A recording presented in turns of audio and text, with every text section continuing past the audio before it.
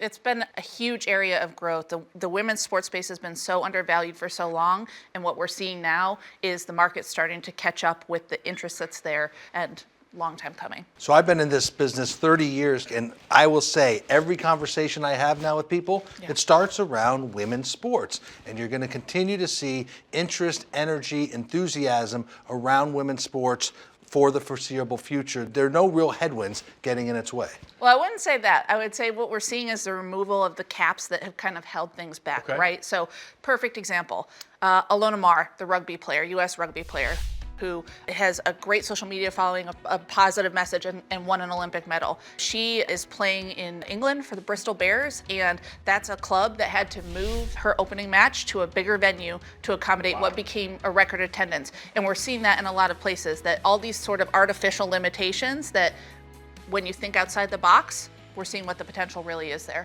For the decision makers in sports, like what was the aha moment? When did they realize, you know what, there's an investment opportunity there, we can make some money? I just think it's been a growth pattern over the years. I can't see of one aha moment.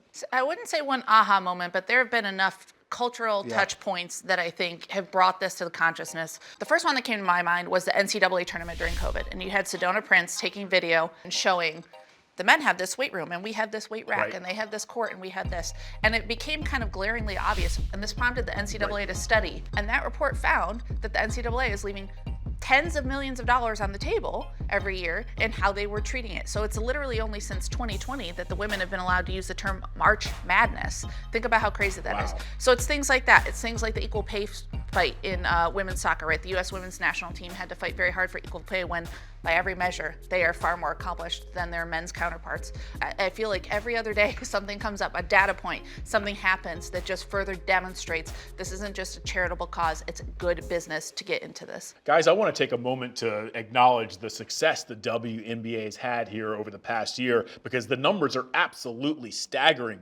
2.35 million regular season fans, a 242% increase in sold out games, record-breaking viewership with over 54 million unique views across all platforms.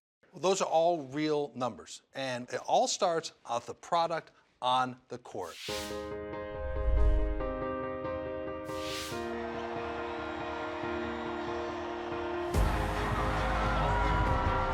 Caitlin Clark is not disappointing the sellout crowd. We have to talk about the growth of women's basketball and just the absolute explosion. Stewart elevates and finishes. Record attendance for this year. They drew more fans than ever before. 2022, we didn't open the Upper Bowl at all. Last year in 23, we opened the Upper Bowl for our playoff games. In 24, we opened the Upper Bowl for every single game.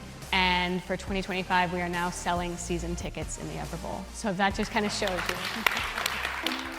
First time ever back-to-back WNBA games, both in downtown D.C. at Capital One, 20,000 seat arena. I think it's going to be really cool.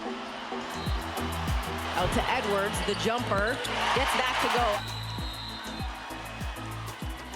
We're here to see Caitlin Clark. And the Mystics. Keep that in mind, Matthew. The official number, 20,711. It has now become the largest attended game in WNBA history.